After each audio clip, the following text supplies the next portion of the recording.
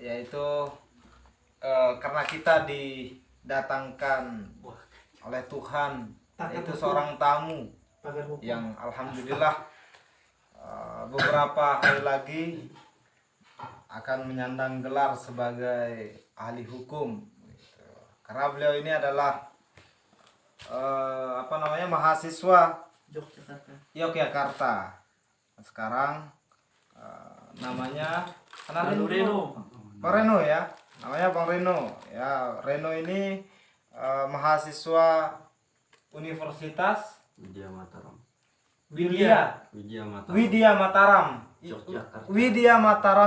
Yogyakarta. Nah, beliau jurusannya adalah hukum, dan satu lagi ada kawan kita yaitu Alvin Setiawan. Setiawan. Oh gitu ya, salah terus. Jangan salah nama itu. Saya di peta itu sama Sampi itu. Oke, satunya lagi sama juga jurusannya adalah hukum dari Universitas Muhammadiyah Mataram. Jadi sama-sama Mataram ya, kita coba berdiskusi, kita coba menggali ilmunya. Siapa tahu kita yang jurusan yang berbeda bisa mengetahui seperti apa hukum dari para pakar hukum ini. Satu lagi dari abang siapa, Bang? Saya namanya Rizky Kurnia Sandi dari Fakultas BPKN.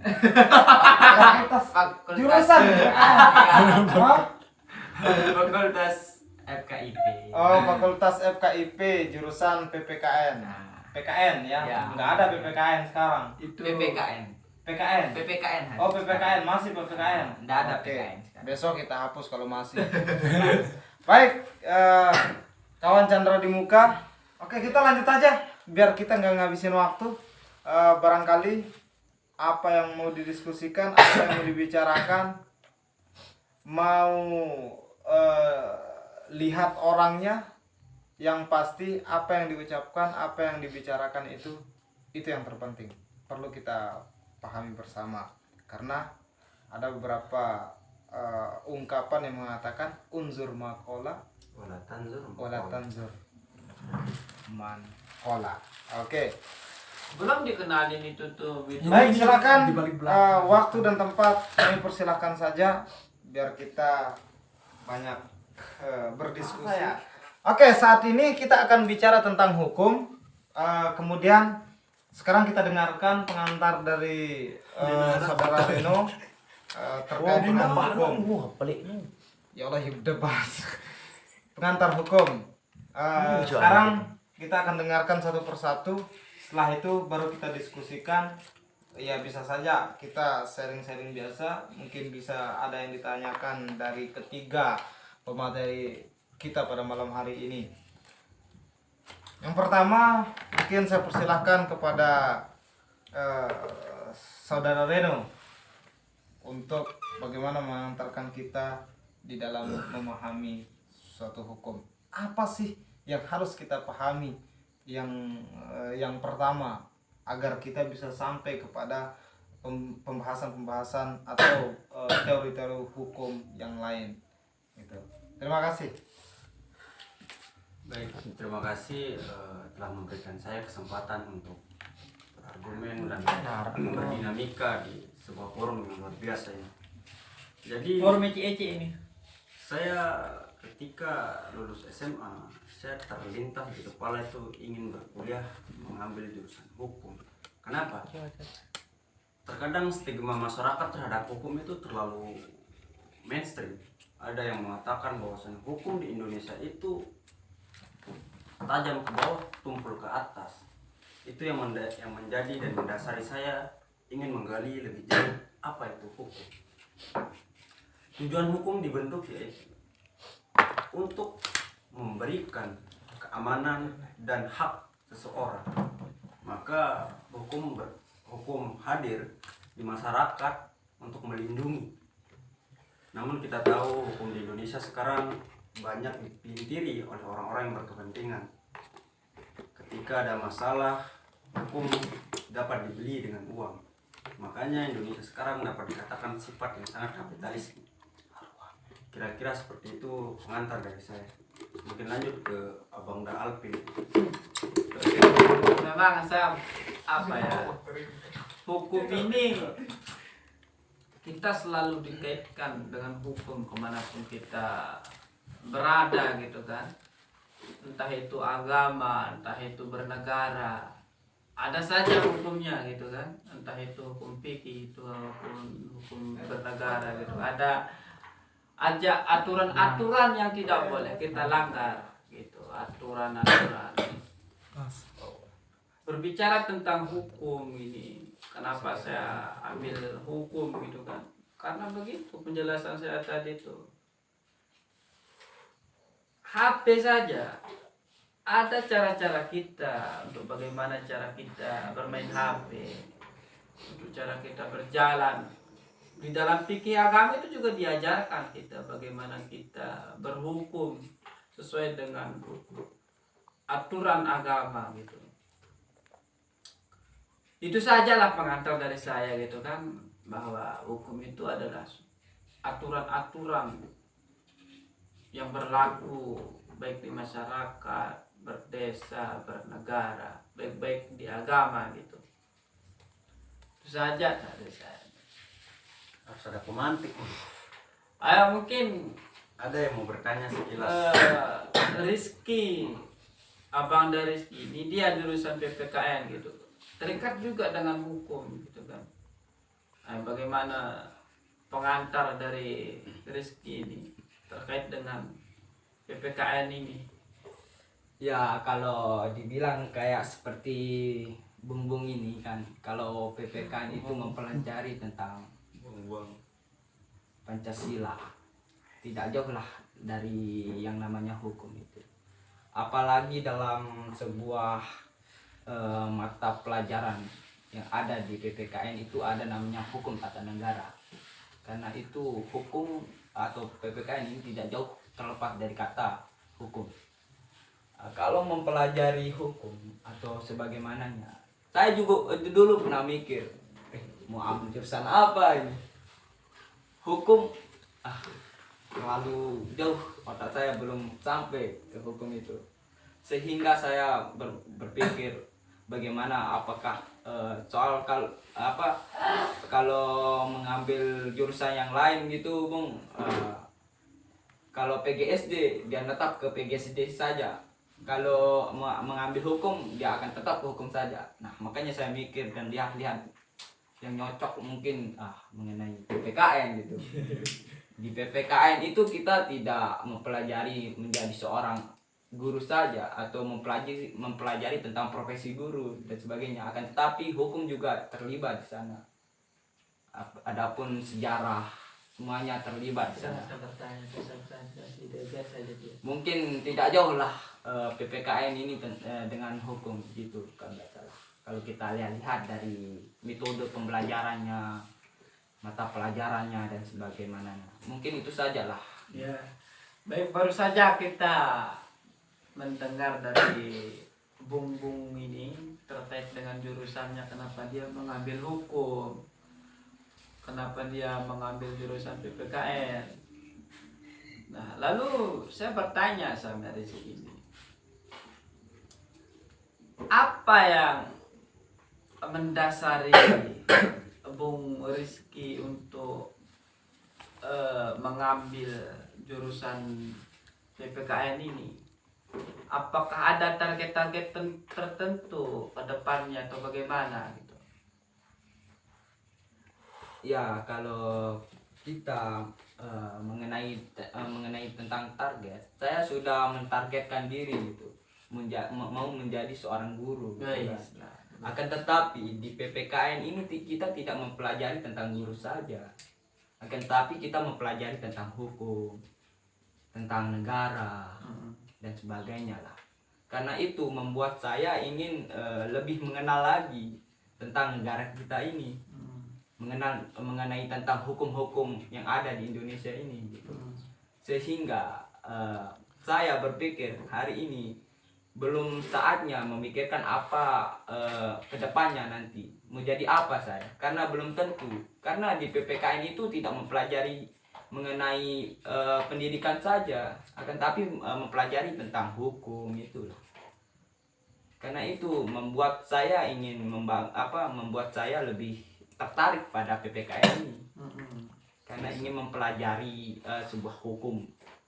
Bahkan ada dosen saya mengatakan, tidak selamanya anak PPKN itu jadi guru saja. Dia soalnya PPKN ini mempelajari hukum. Bisa saja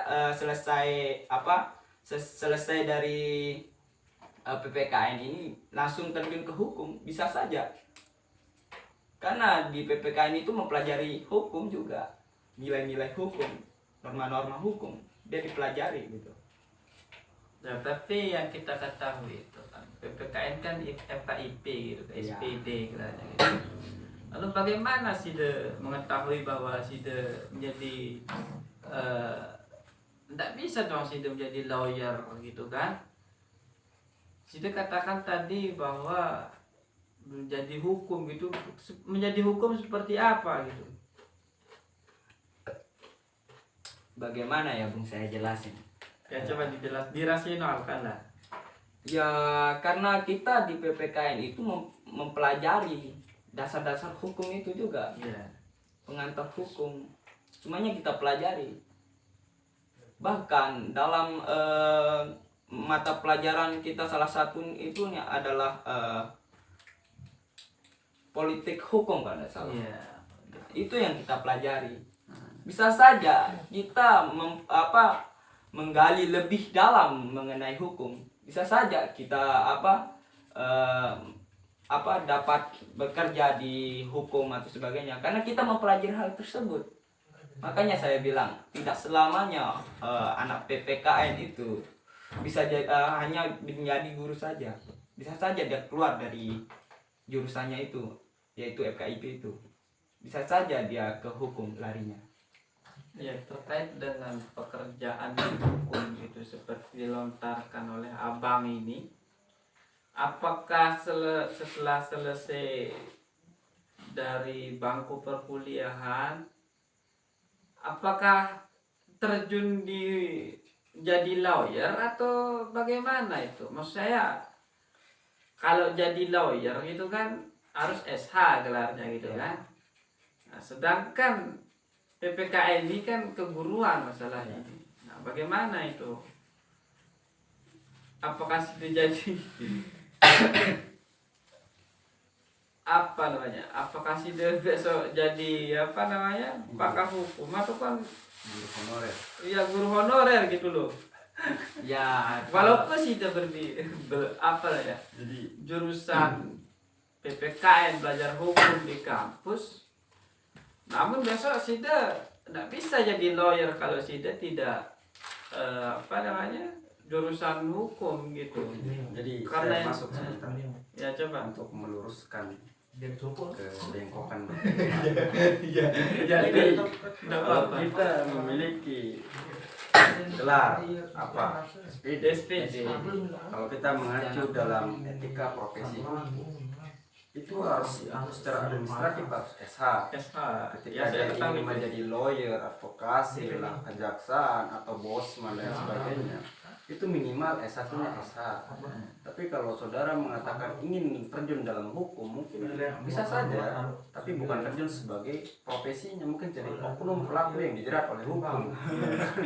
Mungkin dia seperti beracara lah gitu ya. Bukan sebagai lawyernya. Bukan baik. Ya. Mungkin maksudnya itu dia berhukum itu beracara maksudnya di situ gitu kan.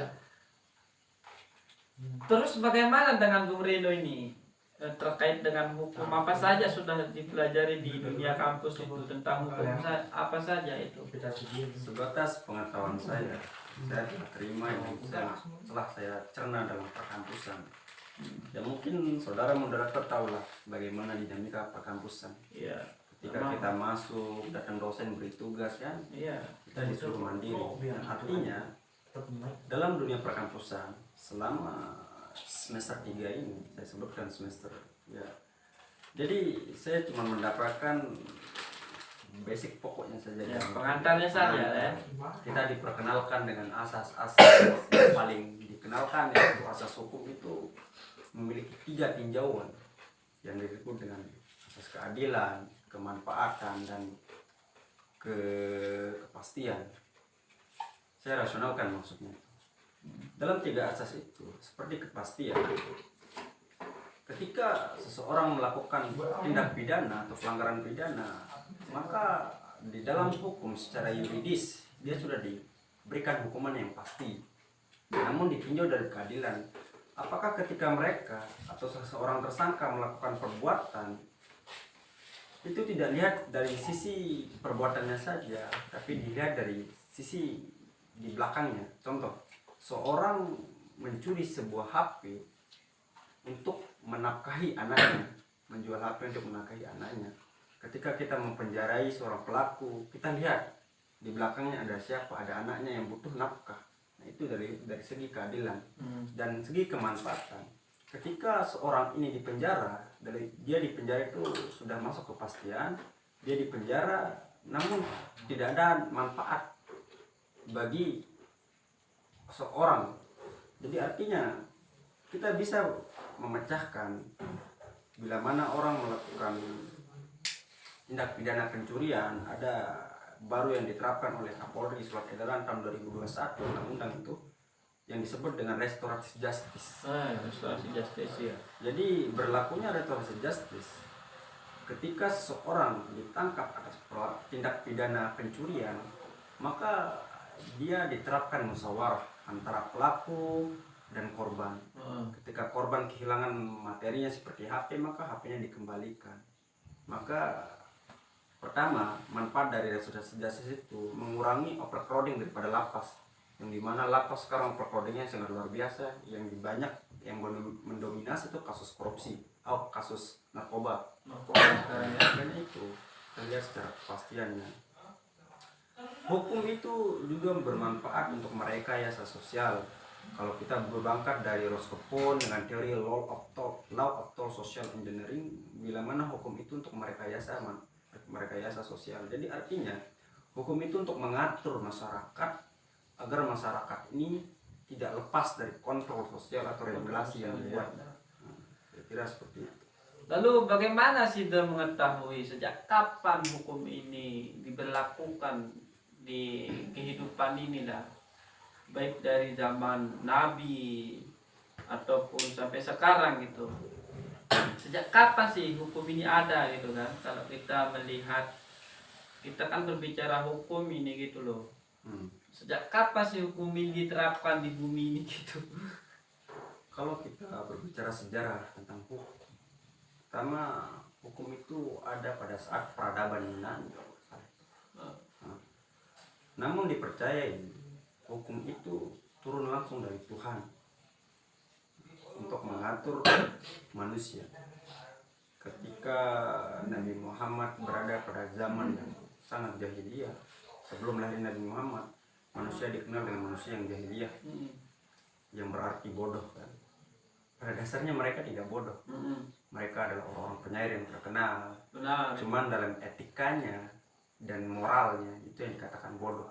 Tingkah lakunya itu ya, itu yang dikatakan bodoh. Padahal kita lihat kalau dalam sejarah peradaban Islam itu, penyair-penyair Arab itu sudah melampaui zaman lagi. Sampai sekarang kita rujukan para penyair-penyair ini kan, ada penyair Arab gitu kan. Makanya kenapa Al-Quran itu diturunkan, karena gitu, saking luasnya bahasanya, penafsirannya bahasa itu, bahasa Arab itu. Makanya kalau kita merujuk ke sejarah peradaban Islam itu, memang benar dikatakan oleh pakar hukum kita ini, Rino ini, bahwa zaman jahiliyah, dikatakan zaman jahiliyah itu bukan zaman kebodohan.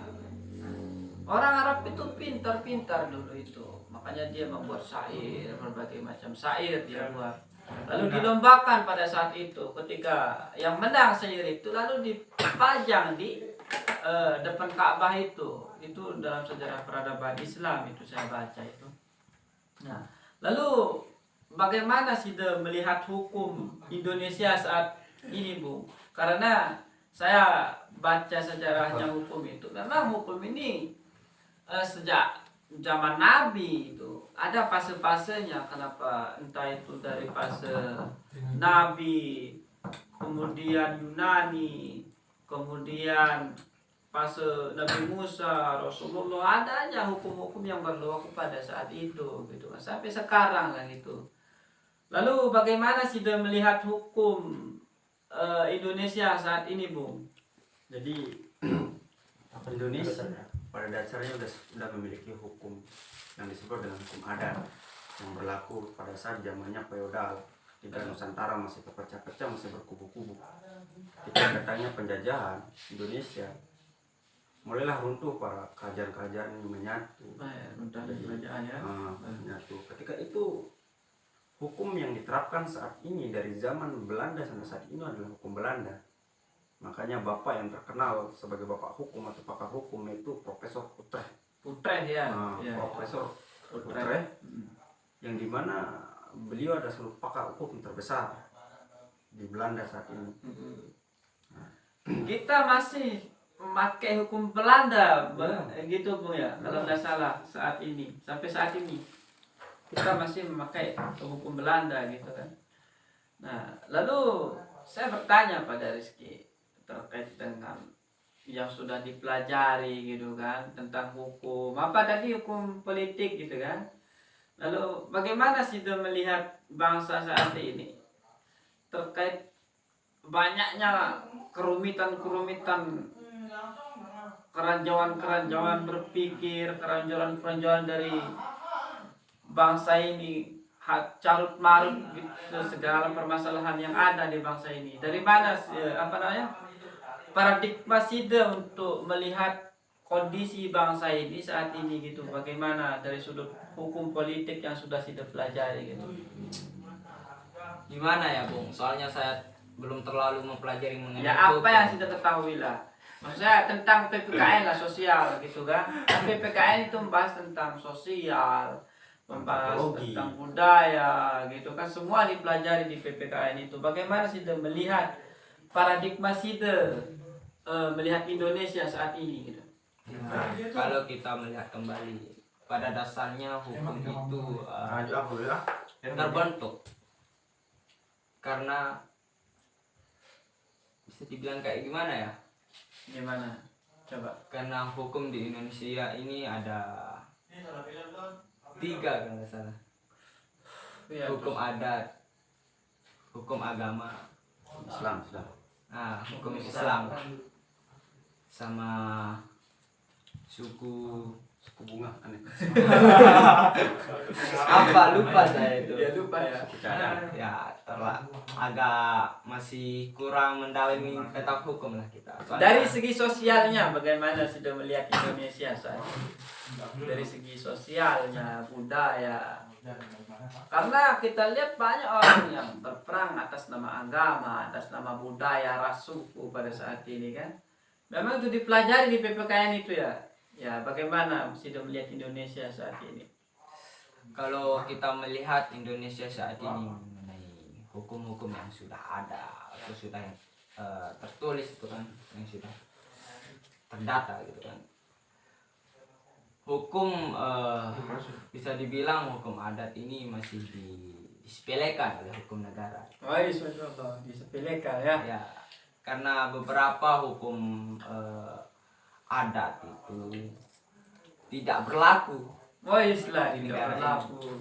Kalau kita bisa contohkan adat yang ada di Bali itu, di mana mereka itu kalau melakukan adatnya itu harus minum dan sebagainya.